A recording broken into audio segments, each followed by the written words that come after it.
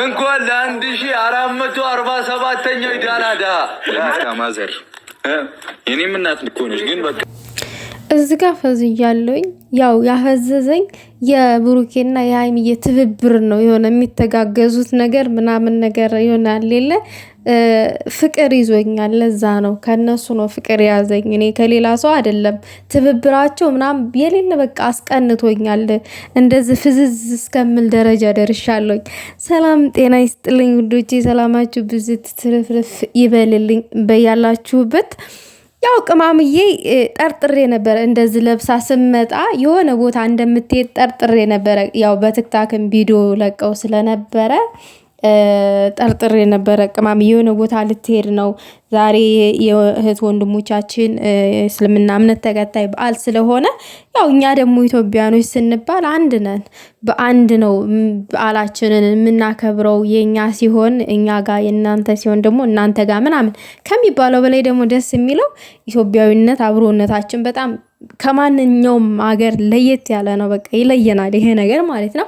በድጋሚ እንኳን አደረሳችሁ፣ መልካም በዓል ይሁንላችሁ ማለት ፈልጋለሁኝ። ያው ውዶቼ እንግዲህ እኔ እየተሽኮረመንኩኝ ነው ማወራው፣ ምንም ማድረግ አይቻልም። ያው ቅማምዬ ተሽኮርምማ የለ እንዲ ድሪያ ነው ምን ሀገር ነው የለበሰችው ምናምን። አው እንግዲህ ብሩኬ ሙፍታ እና ሀይሚዬ ቤት ነው እንግዲህ ሙፍታ አብረው ነው የሚኖሩት። ነገር ግን ደግሞ አብራችሁ ስትኖሩ ሸር መደራረግ አለባችሁ። የእናንተ በዓል ሲሆን በተለይ ደግሞ የተለያየ ሃይማኖት ያላችሁ አንድ ቤት ስትኖሩ መከባበር አለባችሁ።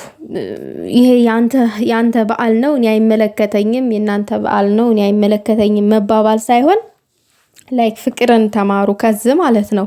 እኔ በብሩኬና በሃይሚ ውስጥ ብቻ ሳይሆን ምርጥ በሚባሉ የብሩኬና የሃይሚ ጓደኞች ውስጥ ራሱ የሆነ ነገርን ተምሬያለሁ። የጓደኝነትን ጥግ ለምሳሌ ሙፍታ ብሩኬና ሃይሚ ላይ እስከ ዛሬ ድረስ እኔ ብሩኬና ሃይሚን መከተል ከጀመርኩ ጊዜ ጀምሮ አንድ ቀን እነሱን የሚከፋፍል ንግግር አድርጎ አያውቅም፣ ከማስታረቅ ውጪ ሲጣሉ እንኳን ማለት ነውና በጣም ደስ የሚል አብሮነት ነው ያላቸው። እንግዲህ ዛሬ ደግሞ የሙፍታ በዓሉ ስለሆነ በቤት ውስጥ ቅማምዬ እንግዲህ ከባሏ ጋር በመተባበር ቡናም ሁሉን ነገር አዘጋጃጅተው ሙፍታን ደስ እንዲለው ይኸው አክብረውለታል ማለት ነው። እንዲህ ነው በቃ አብሮነት፣ አንድነትን ማሳየት እንደዚህ ነው። ደስም የሚለው ነገር እንደዚህ ሲሆን ነው። ያው ሙፍታም ፏፈሽ ብሏል፣ ቅማምዬም እንዲሁም። እኔ የምለው ግን ምንድነው ቡናውን እየተጋገዛችሁ ነው እንደምትቆሉት? እዚህ ጋር እየተጋገዙ ነው ቡናውን የሚቆሉት ምናምን ነገር።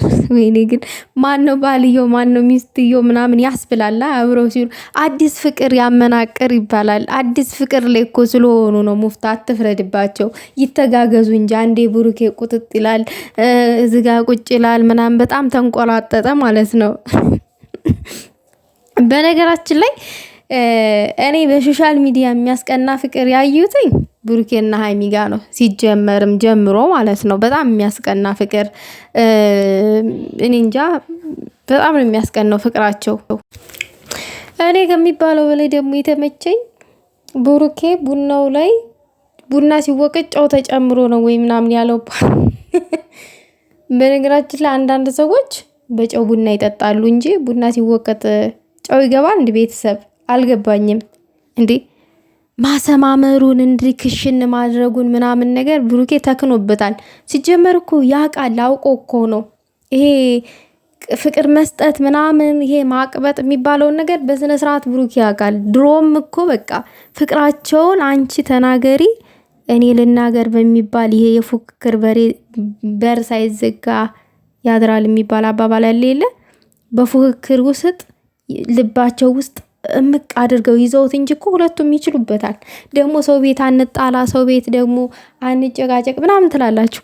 እራሳችሁ ቤት አይደል እንዴ ያላችሁት? እንዴ ሙፍታ ቤት ተለጠፈ እንዴ እናንተ ፎቶ ተወስዶ ምናምን ነገር? እኔ አልገባኝም እዚህ ጋር ማለት ነው። አስረዱኝ። ሙፍታ ቤት የሃይሚና የብሩኬ ፎቶ አለ እንዴ? የራሳቸው ሳሎን አይደል እንዴ? ለማንኛውም ግን ማለት ነው ቤተሰብ እኔ በጣም እየደነዘዝኩ ያሉት በእነዚህ ልጆች ፍቅር ማለት ነው። ቆይ እኔ ሳላስበው ፍቅር ያዘኝ እንዴ? ግን እኮ ማንን ያፈቀርኩትኝ አልገባኝም። ላይክ ጀዝብ ያለው ማለት ነው። እና ብቻ ደስ ይላል እንደዚህ ፍቅር ላይክ ፍቅር እንደዚህ ከሆነ እናፍቅር። ግን የምናፈቅረውን ሰው ደግሞ ለይተን ማወቅ አለብን። ዝም ብለን አይደለም የምናፈቅረው። ብሩኬና ሀይሚ ረጅም ጊዜ አብሮ የተጠናኑ ናቸው ምናምን በቃ ምንም አይጎዳዱም። አሁን ላይ ምንም የሚጎዳቸው ነገርም አይፈጠርም።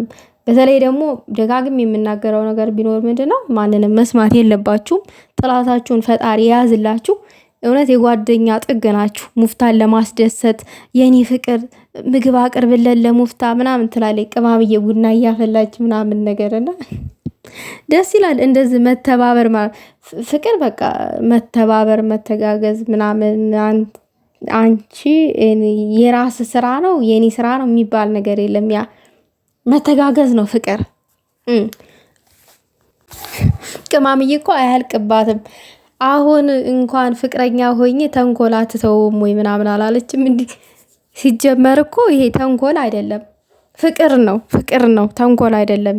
ምንም ተንኮል እኔ አልታየኝም።